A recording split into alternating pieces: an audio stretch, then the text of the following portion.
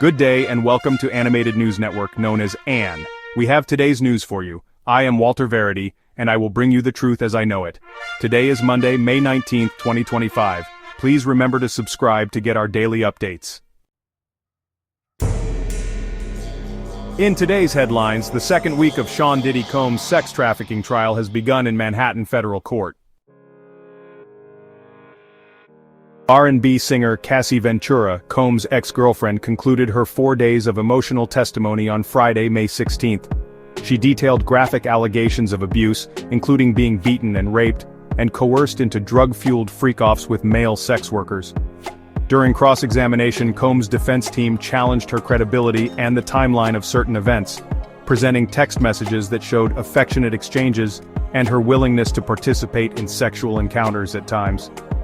Cassie stated she eventually grew weary of the freak-offs and felt compelled to participate due to threats and physical abuse. She disclosed that she received a $20 million settlement from her 2023 civil lawsuit against Combs, and a separate estimated $10 million settlement with the Intercontinental Hotel in Los Angeles, regarding the 2016 assault captured on video.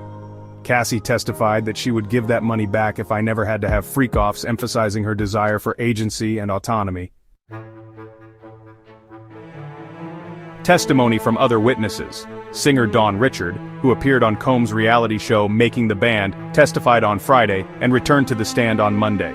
She stated she witnessed Combs physically attack Cassie on multiple occasions. Richard also testified that Combs threatened to kill her if she told anyone she saw him physically abusing Cassie. She claimed this threat occurred the day after she witnessed Combs punch and kick Cassie. She recalled another incident in 2010 at a restaurant where she allegedly saw Combs punch Cassie in the stomach, with Usher, Jimmy Iovine, and Ne-Yo present. She recounted an incident at Combs' Los Angeles home in 2009, where she saw him strike Cassie on the head and beat her on the ground after an argument about making eggs. Richard stated Combs then tried to hit Cassie with a skillet, but she deflected it. Richard claimed that Combs told her and another witness that if they spoke about the assault, we could go missing. Richard supported Cassie's testimony that Combs stifled her music career, claiming she heard Combs tell Cassie that he owned her, and any success would be on his terms. Carrie Morgan, a former friend of Cassie's, testified on Monday, stating she witnessed Combs act violently towards Cassie in Los Angeles and Jamaica. She described an incident in Jamaica where she heard Cassie scream and then saw Combs drag her by the hair. Morgan also testified about an incident where Combs allegedly choked her and hit her with a wooden hanger at Cassie's home, which led to the end of their friendship. Carrie Morgan acknowledged being a reluctant witness, testifying only in response to a government subpoena. She mentioned receiving a $30,000 settlement from Cassie, handled without lawyers, after the alleged assault by Combs. Despite witnessing alleged abuse, Morgan stated that from her perspective, Cassie and Combs seemed very much in love, and she occasionally tried to help Combs become a better person. David James, a former personal assistant to Combs from 2007 to 2009, testified about the environment within Combs' Bad Boy Records, where a woman described it as Mr. Combs' kingdom, where everyone was there to serve him. He recalled a conversation with Cassie, where she described her lifestyle as crazy and stated that Combs controlled her life and money. James also testified that Combs once referred to Cassie as moldable. Special Agent Yasin Binda, a special agent with Homeland Security investigations, testified about the logistics of Combs' arrest in September 2024 and the search warrant executed on his hotel room. She testified about the execution of a search warrant on his hotel room, where drugs including ketamine and ecstasy were found, along with $9,000 in cash. Combs' lawyers have acknowledged that he could be violent, but argue that his actions did not amount to a criminal enterprise of sex trafficking. They are attempting to portray Cassie as a willing participant in the freak-offs within a toxic relationship fueled by drugs and jealousy, using text messages to support this narrative. They are also challenging the credibility and timeline of Cassie's allegations.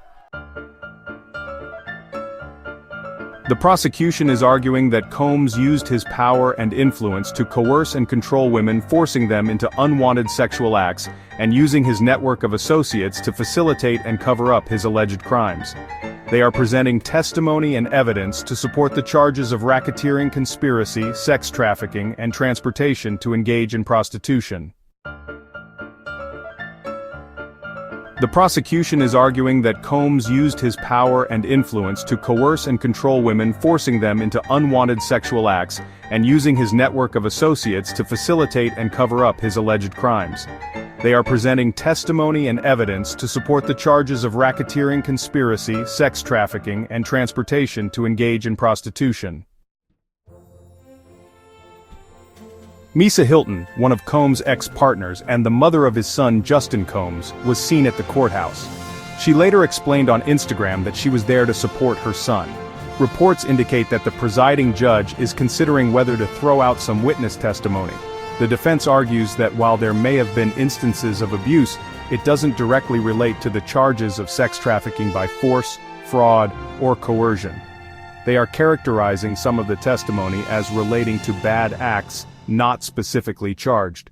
The prosecution, however, argues this testimony corroborates the pattern of abuse and control integral to their sex trafficking and racketeering conspiracy case. Following Cassie's emotional testimony, her husband, Alex Fine, released a statement praising her strength and bravery in freeing herself from her past abuse. He emphasized that Cassie saved Cassie through her own painful work.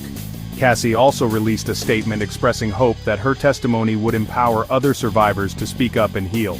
She stated that the more she heals, the more she remembers and will never forget. The defense continues to argue that while Combs could be violent, his actions did not constitute a criminal sex trafficking enterprise. They are attempting to portray Cassie as a willing participant in the freak-offs within a toxic relationship. International youth mobility. The UK and EU have agreed to cooperate on a youth mobility plan for young Britons and Europeans to live and work temporarily in each other's territories, although specific details are still being worked out, including potential caps on numbers and time limits. Youth mobility. The UK and EU have agreed to cooperate on a youth mobility plan for young Britons and Europeans to live and work temporarily in each other's territories, although specific details are still being worked out, including potential caps on numbers and time limits. Other news brands. Increasing investment. More than half of brands are expected to pay YouTube influencers for marketing their products in 2025.